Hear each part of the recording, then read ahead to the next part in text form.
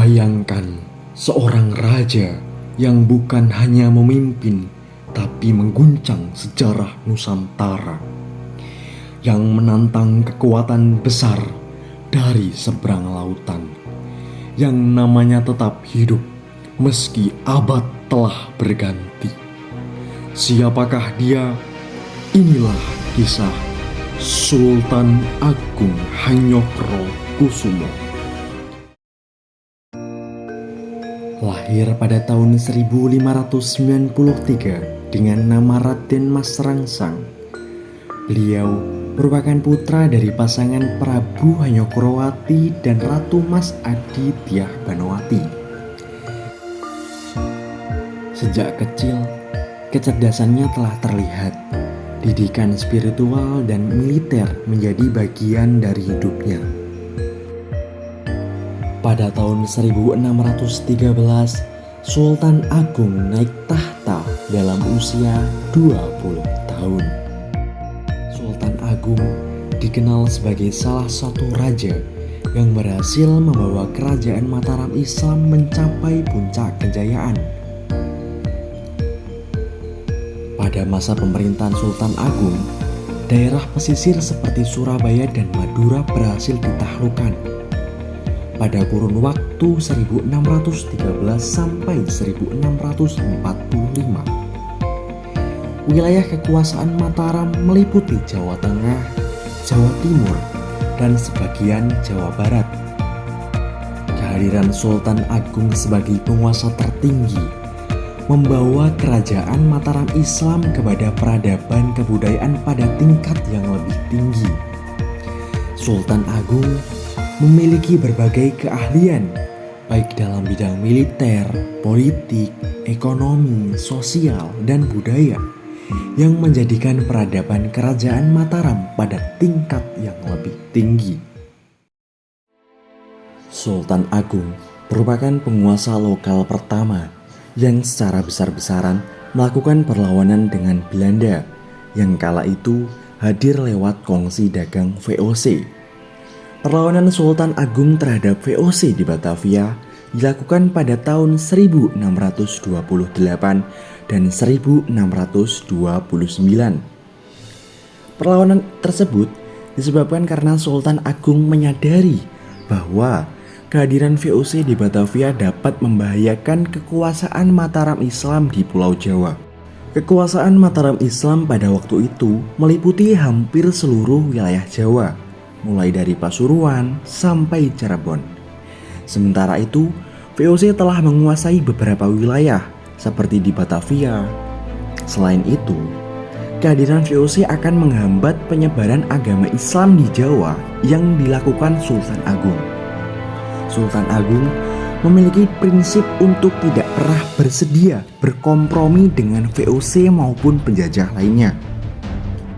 Pada 27 Agustus 1628, pasukan Mataram yang dipimpin oleh Tumenggung Bahurekso, Bupati Kendal, tiba di Batavia. Pasukan kedua tiba di bulan Oktober, dipimpin oleh Pangeran Mandurorejo atau cucu Ki Juru Martani. Perang besar tersebut terjadi di Benteng Hollandia. Pasukan Mataram mengalami kehancuran karena kurang pembekalan. Menanggapi hal ini, Sultan Agung bertindak tegas. Pada bulan Desember 1628, beliau mengirim algojo untuk menghukum mati Tumenggung Bahurekso dan Pangeran Mandurorejo. Pihak VOC menemukan 744 mayat orang Jawa berserakan dan sebagian tanpa kepala. Belajar dari penyerangan pertama yang gagal karena kurangnya pembekalan, Sultan Agung memiliki siasat untuk membuat lumbung padi di sepanjang pesisir Pulau Jawa. Namun, taktik ini diketahui oleh VOC sehingga tentara VOC membakar lumbung padi persediaan makanan pasukan Mataram. Sehingga penyerangan kedua kembali mengalami kekalahan. Serangan kedua Sultan berhasil membendung dan mengotori Sungai Ciliwung yang menimbulkan wabah penyakit kolera melanda Batavia. Gubernur Jenderal VOC yakni JP Kun, meninggal menjadi korban pada wabah tersebut.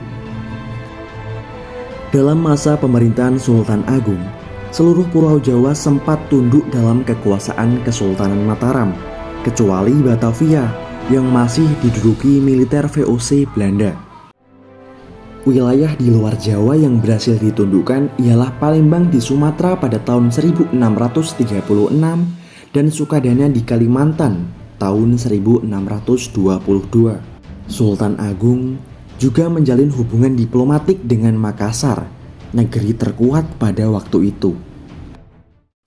Sultan Agung berhasil menjadikan Mataram sebagai kerajaan besar yang tidak hanya dibangun di atas pertumpahan darah dan kekerasan, namun melalui kebudayaan rakyat yang adiluhur, mengenalkan sistem pertanian.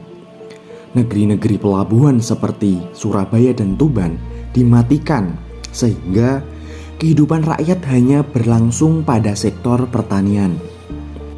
Selain itu, Sultan Agung juga berusaha menyesuaikan unsur-unsur kebudayaan Indonesia asli dengan Hindu dan Islam.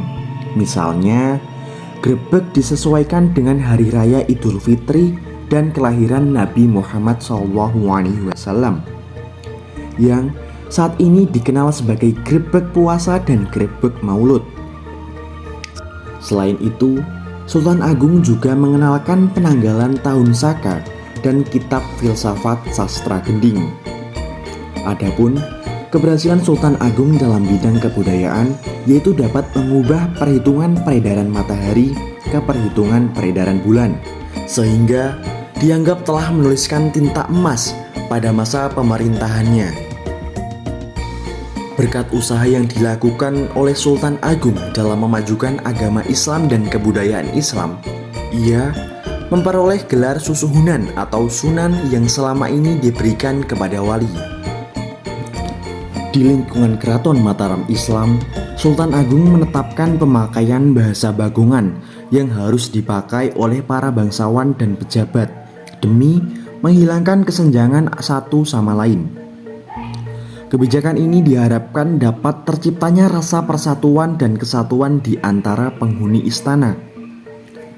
Menjelang tahun 1645, Sultan Agung merasa ajalnya sudah semakin dekat. Kemudian dia membangun Astana Imogiri sebagai pusat pemakaman keluarga raja-raja Kesultanan Mataram mulai dari dirinya.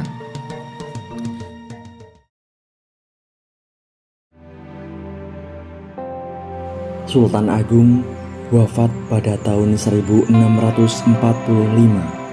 tapi namanya tetap hidup dalam sejarah, dalam budaya, dalam semangat bangsa ini. Namanya diabadikan sebagai pahlawan nasional Indonesia.